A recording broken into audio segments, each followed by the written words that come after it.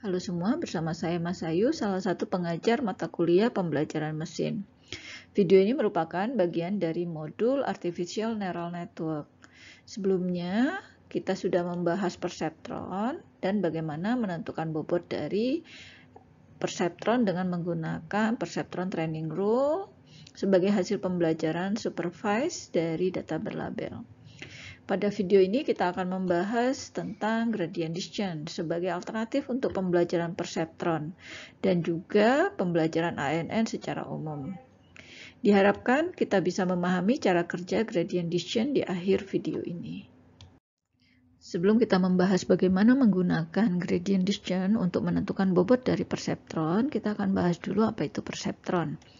Jadi perseptron ini merupakan model linear. Jadi model linear yang mengkombinasikan antara vektor W yang merupakan bobot atau model dari perseptronnya dengan vektor X yang merupakan input data D dimensi atau D feature. Kemudian hasil dari kombinasi linearnya dimasukkan ke fungsi sin. Jadi yang dimaksud dengan model atau hipotesis dari perseptron itu adalah vektor bobotnya sendiri. Nah, kita juga sudah mempelajari perseptron training rule. Jadi dilakukan proses iterasi untuk mengupdate bobot yang dimulai dengan inisialisasi random sampai dengan konvergen. Jadi disebut konvergen ketika bobot itu digunakan mengestimasi semua data training itu tepat sama dengan labelnya. Nah, persoalannya adalah perseptron training rule ini hanya menjamin konvergen, yaitu errornya akan sama dengan 0 ketika datanya linearly separable. Nah, ketika datanya tidak linearly separable, hal ini akan menjadi masalah karena dia tidak akan pernah konvergen. Oleh karena itu, alternatif lain adalah training menggunakan gradient descent. Gradient descent itu merupakan strategi pencarian nilai kontinu untuk mendapatkan bobot yang memiliki error paling minimum. Jadi yang digunakan adalah gradient dari landscape errornya. Jadi di sini misalkan kita hanya menggunakan satu feature sehingga bobotnya hanyalah W0 dan W1. Yang di bawah ini adalah bidang dari ruang hipotesisnya. Jadi dia merepresentasikan semua kombinasi nilai W0 dan W1 yang mungkin. Kemudian bidang yang di atasnya ini adalah permukaan dari yang dibentuk oleh fungsi error. Jadi misalkan kita punya HI yang memiliki nilai W0 dan W1 tertentu, ini berasosiasi dengan suatu nilai pada bagian errornya. Jadi suatu nilai error tertentu. Kemudian karena error yang diinginkan itu minimum, yaitu idealnya 0, maka kita bisa menggunakan gradien untuk mendapatkan bobot yang lebih baik. Jadi di sini perpindahan atau update bobotnya itu menggunakan nilai gradien. Jadi misalkan kita update menjadi HJ dengan nilai W0 dan W1 yang baru. Nah, gradien sendiri akan didapatkan dengan turunan parsial dari fungsi error terhadap bobot masing-masing. Sedangkan training rule-nya kita akan mengupdate nilai bobot dengan menggunakan negatif gradien karena kita ingin menuju minimum error. Dan besarannya ditentukan oleh nilai learning rate. Sehingga delta W di sini nilainya adalah negatif dari learning rate dikalikan gradien. Sekarang kita akan membahas bagaimana nilai gradien dipakai untuk memformulasikan aturan update bobotnya. Jadi kita akan pakai perhitungan gradiennya, yaitu turunan parsial dari setiap bobotnya. Kita akan lihat salah satu saja untuk bobot yang kekal. Jadi turunan error terhadap bobot yang kekal, ini tinggal kita turunkan dari fungsi error untuk suatu bobot, vektor bobot. Jadi di sini kita pakai setengah dari square error kan untuk semua data. Nah, jadi kita bisa keluarkan nilai setengah dan sigmanya, lalu kita turunkan terhadap square errornya. Seperti biasa ini kan polinomial ya, jadi tinggal kita turunkan standar Lalu kita turunkan juga terhadap fungsi error YD dikurang dengan OD. Nah, lalu OD ini kita ganti menjadi W dikali X. Bisa lihat di sini tidak dilakukan atau tidak digunakan fungsi sin. Lalu ketika kita turunkan, semua ini adalah 0, kita turunkan, dan semua suku yang lain adalah 0, kecuali suku yang kekak. Oleh karena itu, di sini hasil turunannya menjadi seperti ini. Nah, setelah kita dapat turunannya, untuk setiap bobot, kita bisa masukkan ke rumus atau ke aturan trainingnya, yaitu negatif dari gradien. Misalnya untuk bobot yang kekak. Jadi di sini negatif gradien, masukkan nilai gradiennya, di sini juga ada negatif menjadi positif, lalu kita dapatkan rumus seperti ini. Nah, karena ini menggunakan semua data, kita proses semua data dulu, baru dilakukan update. Di sini bisa kita lihat, maka disebut dengan batch gradient descent. Mari kita lakukan proses perceptron trainingnya menggunakan batch gradient descent. Kita punya input training data, learning rate, dan error threshold. Kita akan menggunakan data yang sama dengan sebelumnya, terdiri atas 2 instance dengan learning rate 0,3 dan error thresholdnya adalah 0,01. Kita mulai dengan proses inisialisasi dengan nilai random yang sangat kecil. Misalkan kita samakan dengan sebelumnya, yaitu inisialisasinya adalah 0. Jadi karena di sini ada 3 feature, kita punya 4 bobot. Kemudian kita akan melakukan proses iterasinya sampai kondisi terminasi. Di sini kondisi terminasinya adalah nilai errornya lebih kecil daripada error threshold. Jadi untuk epoch pertama kita inisialisasi setiap nilai delta W ya, bukan W ya, delta W-nya sama dengan 0. Jadi di sini WK, K-nya itu dari 0 sampai dengan 3, dan kita inisialisasi juga error sama dengan 0. Kemudian kita lakukan untuk setiap instance, kita lakukan prediksi seperti sebelumnya, dan kita akan menghitung delta WK. Jadi untuk data yang pertama, di epoch yang pertama, ini kita lakukan berurutan saja. Kita lakukan hasil perkalian, oke. Kita jangan lupa di sini dia tidak menggunakan sin, tapi dia menggunakan aktivasi linier, sehingga nilai UI-nya kita kalikan aja semua antara W dengan nilai X, semuanya adalah 0. Kemudian kita hitung delta WI.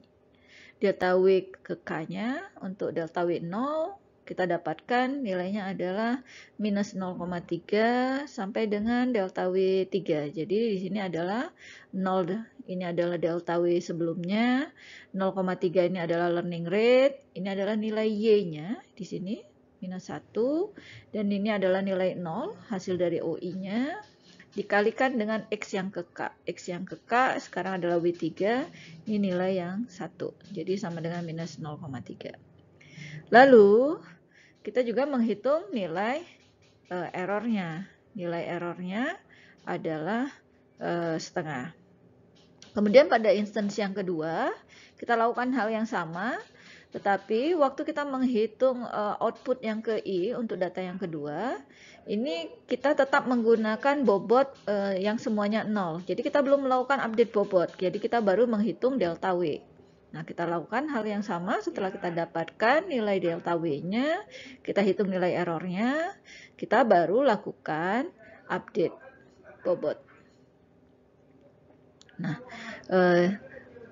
karena ini nilai errornya masih cukup tinggi, kita lakukan epoch yang kedua. Ini dilakukan sampai dengan nilai errornya lebih kecil daripada threshold. Sekarang kita coba simulasikan dengan menggunakan suatu dataset yang terdiri atas 3 data. Kemudian kita menggunakan nilai yang sama, learning rate, threshold, dan fungsi aktivasinya adalah linear. Nah, tadi bedanya batch gradient descent itu adalah setiap datanya nanti ketika prediksi menggunakan nilai bobot yang sama, seperti ini. Lalu kita menghitung nilai delta W yang ke K untuk setiap data ya. Dan jangan lupa menghitung nilai errornya. Ini adalah error kumulatif. Kemudian Setelah kita proses satu persatu, kita ini adalah inisialisasi awal di sini, lalu kita dapatkan delta W0, delta W1, delta W2 sampai delta W3. Ini dilakukan untuk setiap iterasi kita lakukan, lalu update bobotnya pada baris yang ini. Sehingga kita dapatkan ini adalah update bobot pada epoch yang pertama. Karena nilai error kumulatifnya masih tinggi, 1,5, maka kita lakukan iterasi yang kedua. Nah, pada iterasi yang kedua dilakukan hal yang sama seperti sebelumnya.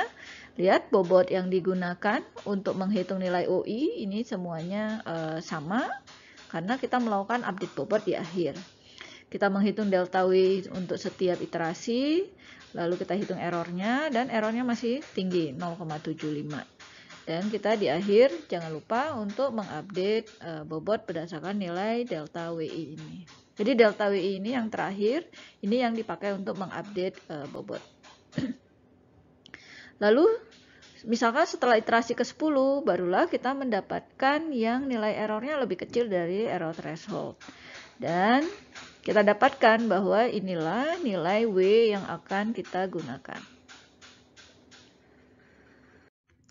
Setelah kita mempelajari cara kerja batch gradient descent, kita ketahui bahwa perseptron yang diproses disebut dengan unthreshold perseptron karena menggunakan linear activation function. Lalu proses update bobotnya hanya dilakukan di akhir epoch saja, hanya satu kali, bukan per instance.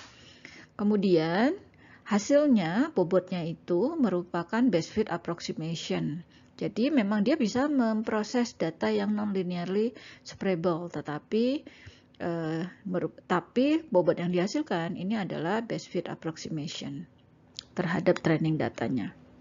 Nah, persoalan di dalam penggunaan praktisnya, batch gradient descent ini dianggap lambat karena dia butuh banyak iterasi untuk bisa konvergen ke lokal minimum. Kemudian ketika terdapat beberapa lokal minimum pada error surface yang terbentuk, tidak ada jaminan lokal minimum yang dia konvergen itu merupakan global minimum. Stochastic gradient descent merupakan alternatif yang bisa dipakai untuk menangani persoalan pada batch gradient descent. Nah, mereka sama-sama dipakai untuk unthreshold perceptron dan merupakan best fit approximation, walaupun nanti gradient descent itu pada artificial neural network ini dipakai untuk fungsi aktivasi yang memiliki turunan. Jadi kita mulai dengan apa perbedaannya. Kalau tadi errornya adalah kumulatif, di sini adalah errornya per instance. Sedangkan aturannya juga bisa kita sesuaikan. Jadi yang tadinya aturan delta WK-nya menggunakan kumulatif, sekarang tidak lagi dilakukan per instance saja. Oleh karena itu yang tadinya batch menjadi incremental wedge update. Sekarang kita akan lihat proses yang dilakukan pada stochastic gradient descent. Ada 3 input seperti sebelumnya, training data, learning rate, dan error threshold-nya. Kita akan menggunakan data yang sama. Kita akan mulai dengan inisialisasi setiap nilai W. Jadi kita akan menggunakan nilai 0 sama seperti sebelumnya, tetapi sebenarnya tidak harus 0. Boleh menggunakan nilai random yang sangat kecil lainnya. Kemudian kita lakukan proses iterasinya, mulai dengan epoch pertama, kita inisialisasi nilai errornya sama dengan 0, lalu kita mulai proses. Kita proses data yang pertama dulu, kita hitung hasil perkalian antara W dengan nilai X, kita dapatkan prediksinya adalah nilai 0. Nah, padahal labelnya adalah -1. Lalu, karena terdapat perbedaan ini, kita lakukan update bobotnya. Jadi di sini langsung update bobot, bukan delta W lagi. Jadi berbeda dengan yang batch. Jadi ini adalah W0, itu adalah W0 sebelumnya, 0, ditambah dengan learning rate, dikali dengan Y yang ke I, yaitu di sini -1, hasilnya adalah 0, dan dikali dengan X. X-nya adalah bias, nilainya 1. Maka nilainya adalah -0,3. Ini dilakukan untuk semua sampai dengan W3. Jadi ini W3 ini adalah nilai W3 sebelumnya, lalu ini learning rate, ini nilai Y-nya sama, lalu nilai O-nya yang nilainya 0, lalu dikali dengan 1 yang merupakan nilai yang feature yang ketiga. Nilainya adalah minus 0,3. Nah, ini nilai W saat ini. Kemudian kita hitung nilai error 0,5. Untuk data berikutnya, kita menggunakan nilai W yang baru untuk menghitung prediksi dari O yang kedua ini. Nah, kita dapatkan ternyata nilainya tetap 0. Jadi walaupun sudah kita update, di sini ini dikalikan dengan 1, kemudian dikalikan dengan 0, dikalikan dengan min 1 dan min 1. Jadi ini saling menghilangkan sehingga nilainya tetap 0. Lalu kita lakukan update yang sama ya, dan hitung nilai error. Karena errornya masih tinggi, maka kita masih melakukan, ini udah selesai ke sini kan, udah data yang kedua, lalu kita melakukan proses epoch yang kedua. Kita mulai dengan inisialisasi error sama dengan 0. Dilakukan sampai dengan kondisi terminasinya. Untuk proses iterasi lengkapnya, kita bisa lihat prosesnya. Kita mulai dengan parameternya, learning rate, kemudian theta, dan fungsi aktivasinya.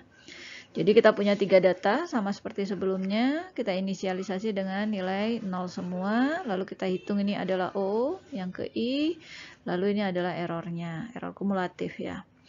Errornya tetap kumulatif, jangan lupa. Kemudian ketika kita dapatkan nilai sigmanya 0 dan targetnya minus 1, kita update bobotnya. Kita dapatkan ini update bobot yang baru. Ketika kita memproses data yang kedua, kita gunakan bobot yang baru ini sehingga kita dapatkan nilai sigmanya tetap 0 dan errornya kita kumulatifkan. Ini kita lakukan, kemudian kita dapatkan ini adalah W di akhir iterasi pertama atau epoch yang pertama. Karena errornya masih tinggi, error kumulatifnya masih tinggi, maka kita lakukan iterasi kedua. Nah, dilakukan dengan cara yang sama, pada akhir iterasi kedua, ini errornya masih 0,03. Ini kita lakukan terus-menerus sampai bisa mencapai error threshold lebih kecil dari 0,01. Misalnya pada iterasi ke-10 ternyata baru konvergen, kita dapatkan errornya di akhir epoch adalah 0. Kemudian ini adalah bobot yang kita ambil sebagai model kita. Ini menjadi koefisien dari W.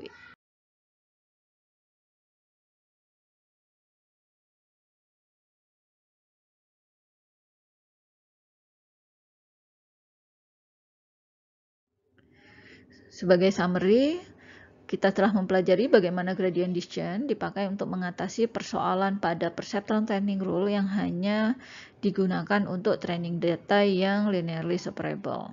Nah, batch gradient descent itu dipakai dengan unthreshold perceptron karena menggunakan linear activation.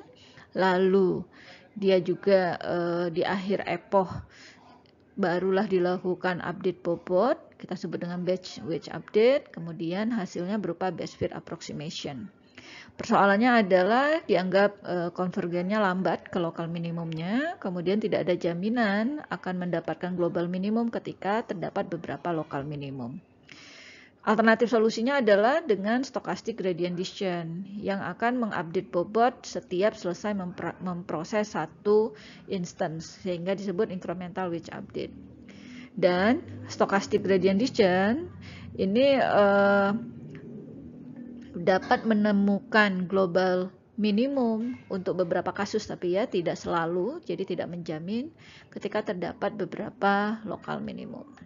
Berikutnya kita akan mempelajari multilayer perceptron ataupun artificial neural network secara umum.